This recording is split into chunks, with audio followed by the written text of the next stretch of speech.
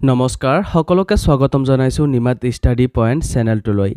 আমি আজি এই ভিডিঅ'টোৰ মাধ্যমেৰে BA ফাৰ্ষ্ট সেমিষ্টাৰ পলিটিকেল সায়েন্সৰ মেজৰ আৰু মাইনৰ বিষয়ৰ প্ৰথম চেপ্টাৰ ৰাজনৈতিক তত্ত্বৰ ধাৰণা শীৰ্ষক পাঠটোৰ দৰকাৰী সকলোবোৰ অতি চমু প্ৰশ্নোত্তৰসমূহ আলোচনা কৰিম। প্ৰশ্নোত্তৰসমূহ ভালকৈ আয়ত্ত কৰিবলৈ তোমালোকে ভিডিঅ'টোৰ শেষলৈকে চাবা। ভিডিঅ'টোৰ পৰা উপকৃত হলে ভিডিঅ'টো লাইক আৰু শেয়াৰ কৰিবা।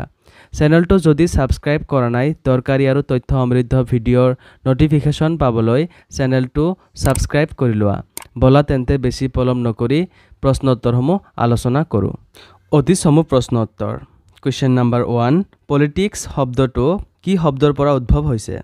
উত্তৰ গ্ৰীক শব্দ পলিছৰ পৰা। 2 নম্বৰ প্ৰশ্ন, ৰাজনীতি শব্দটো কোনে প্ৰথম ব্যৱহাৰ কৰিছিল? উত্তৰ এৰিষ্টটলে। 3 নম্বৰ প্ৰশ্ন, গ্ৰীক দাৰ্শনিক এৰিষ্টটলে লিখা বিখ্যাত গ্ৰন্থখনৰ নাম লিখা। উত্তৰ দ্য পলিটিক্স।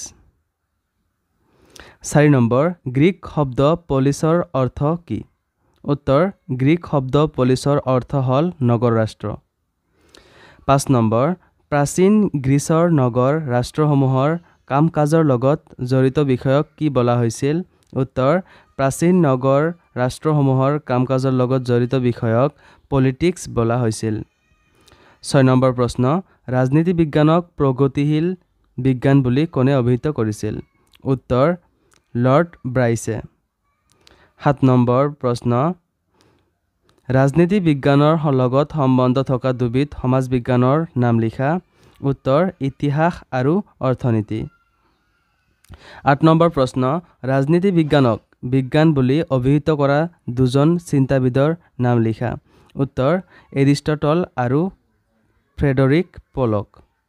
9 নম্বৰ প্ৰশ্ন, ইতিহাস অবিহনে ৰাজনীতি বিজ্ঞান সাৰশূন্য।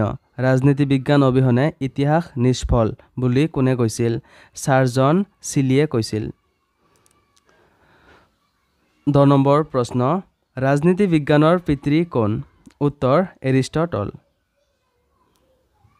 11 নম্বৰ প্ৰশ্ন, ৰাজনীতি কি? উত্তৰ সুস্থ অৰ্থত ৰাজনীতি হ'ল জনসাধাৰণক সেৱা কৰাৰ এক কাৰ্য, আনহাতে সংকীৰ্ণ অৰ্থত ৰাজনীতি হ'ল ব্যক্তিগত নাইবা দলগত স্বাৰ্থ পূৰণৰ এক কাৰ্য। 12 নম্বৰ প্ৰশ্ন, ৰাজনৈতিক তত্ত্ব কি? উত্তৰ ৰাজনৈতিক তত্ত্বই ৰাষ্ট্ৰ চৰকাৰ ৰাজনৈতিক নীতি আৰু আদৰ্শসমূহ প্ৰণালীবদ্ধভাৱে পৰ্যালোচনা কৰে। ৰাজনৈতিক তত্ত্ব হ'ল ৰাজনৈতিক ধাৰণা আৰু আদৰ্শসমূহৰ প্ৰকৃতি, প্ৰয়োজনীয়তা আৰু তাৎপৰ্য ব্যাখ্যা কৰাৰ এক আহিলা। 13 নম্বৰ প্ৰশ্ন, ৰাজনীতি বিজ্ঞান কি? উত্তৰ ৰাজনীতি বিজ্ঞানে ৰাষ্ট্ৰ আৰু চৰকাৰৰ উপৰিও সমাজ, ৰাজনৈতিক দল, স্বাৰ্থান্বেষী গোট ইত্যাদিৰ বিষয়ে অধ্যয়ন কৰে। 14 নম্বৰ প্ৰশ্ন, ৰাজনীতি বিজ্ঞান ৰাষ্ট্ৰতেই আৰম্ভ আৰু ৰাষ্ট্ৰতেই শেষ বুলি কোনে মন্তব্য কৰিছিল? উত্তৰ ডক্টৰ গাৰ্নাৰে। 15 নম্বৰ প্ৰশ্ন, দুজন প্ৰাচীন ৰাজনৈতিক চিন্তাবিদৰ নাম লিখা। উত্তৰ এৰিষ্টটল আৰু প্লেটো। 16 নম্বৰ প্ৰশ্ন, দুজন আধুনিক ৰাজনৈতিক চিন্তাবিদৰ নাম লিখা। উত্তৰ কাৰ্ল মাৰ্ক্স আৰু ৰুছো। 17 নম্বৰ প্ৰশ্ন, দি ৰিপাব্লিক নামৰ গ্ৰন্থখন কোনে লিখিছিল? উত্তৰ প্লেটোৱে। 18 নম্বৰ প্ৰশ্ন, ৰাজনীতি বিজ্ঞান বিষয়ক বিজ্ঞানৰ মৰ্যাদা দিবলৈ প্ৰয়াস কৰা দুজন পণ্ডিতৰ নাম লিখা। উত্তৰ ডেভিড ইষ্টন আৰু পলক। 19 নম্বৰ প্ৰশ্ন, কোনে কৈছিল ৰাজনীতিৰ বিজ্ঞান থকাটো সম্ভৱ নহয় আৰু উচিত নহয়? উত্তৰ চাৰ্লছ এ বেয়াৰ্ডে। 20 নম্বৰ প্ৰশ্ন, ৰাজনীতি বিজ্ঞান চৰকাৰৰ সৈতে জড়িত, কোনে কৈছিল? উত্তৰ লিংককে কৈছিল। 21 নম্বৰ প্ৰশ্ন, কাৰ মতে ৰাজনীতি বিজ্ঞান হৈছে ক্ষমতা আৰু বিতৰণৰ অধ্যয়ন? উত্তৰ হেৰল্ড লেছৱেলৰ মতে। 22 নম্বৰ প্ৰশ্ন, মডাৰ্ণ পলিটিক্স এণ্ড গভাৰ্ণমেণ্ট গ্ৰন্থৰ লেখক কোন? উত্তৰ এলান বল।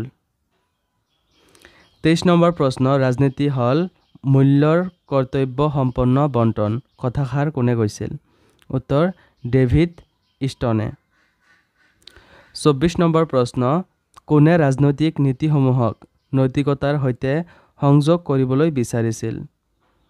উত্তৰ মহাত্মা গান্ধীয়ে বিচাৰিছিল। 25 নম্বৰ প্ৰশ্ন দুজন লেখকৰ নাম উল্লেখ কৰা যিসকলে ৰাজনৈতিক আৰু অৰ্থনৈতিক বিষয় দুটা একলগে আলোচনা কৰিছে। উত্তৰ জন লক আৰু জেৰেমি বেনথাম।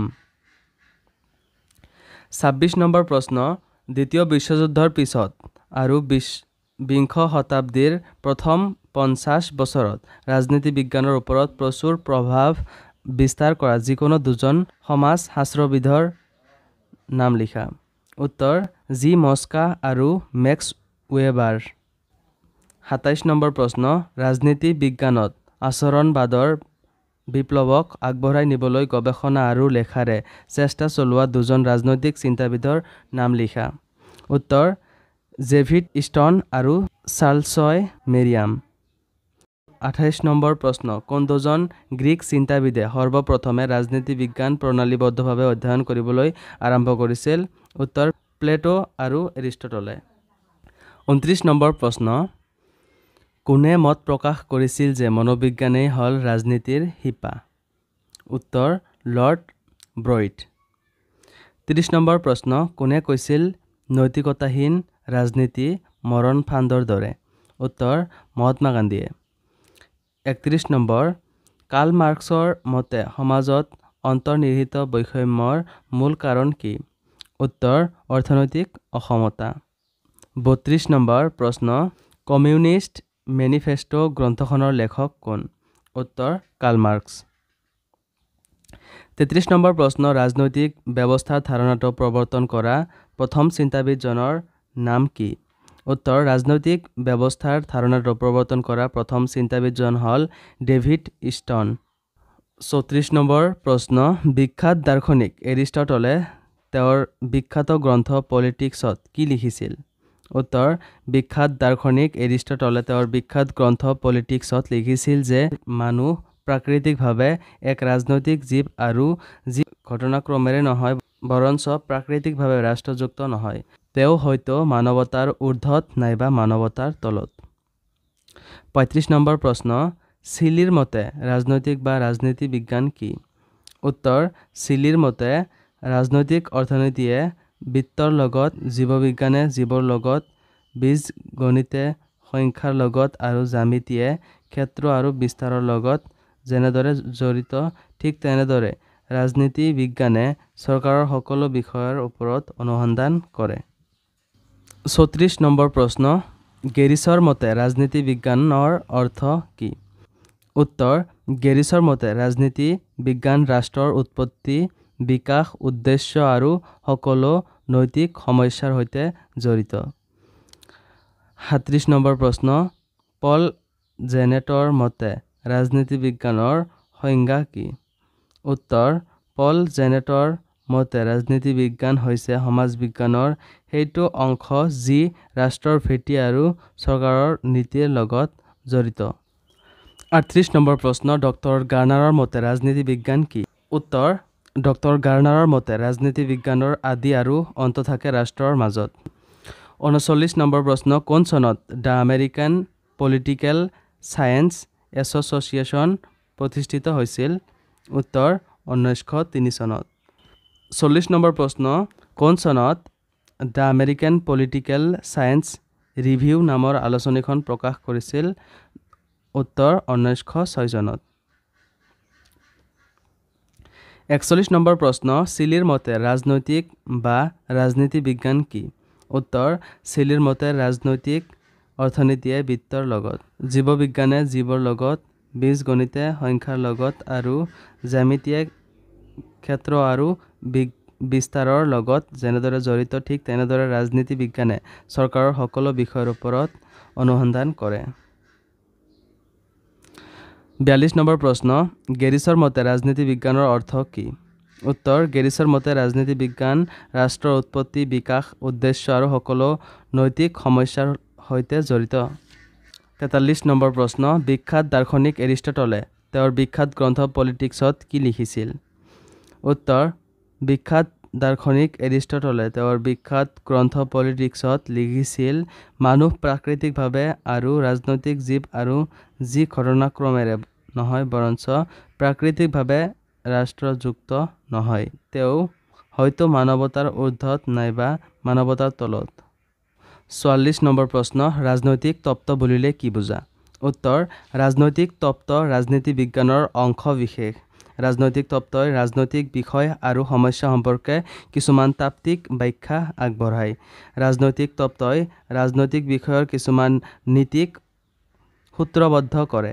ৰাজনৈতিক তত্ত্বই ৰাজনীতি বিজ্ঞানৰ বিষয়বস্তুসমূহক উপযুক্ত তথ্যৰ সহায়ত বিশ্লেষণ কৰি এক সিদ্ধান্তত উপনীত হয়।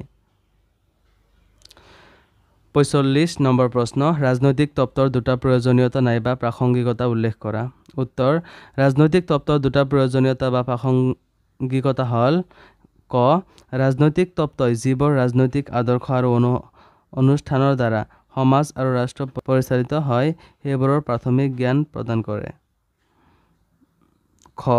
ৰাজনৈতিক তত্ত্বই ৰাজনৈতিক ধাৰণাসমূহৰ অৰ্থ নিৰূপণ আৰু বিশ্লেষণ কৰে।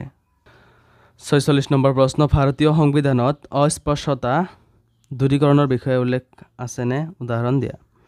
উত্তৰ, ভাৰতীয় সংবিধানত অস্পৃশ্যতা দূৰীকৰণৰ বিষয়ে স্পষ্ট উল্লেখ আছে। সংবিধানৰ ১৭ নং অনুচ্ছেদ অনুসৰি অস্পৃশ্যতাক নিষিদ্ধ কৰি অপৰাধ হিচাপে গণ্য কৰা হৈছে। বন্ধুসকল, আজিলৈ এইখিনিয়ে।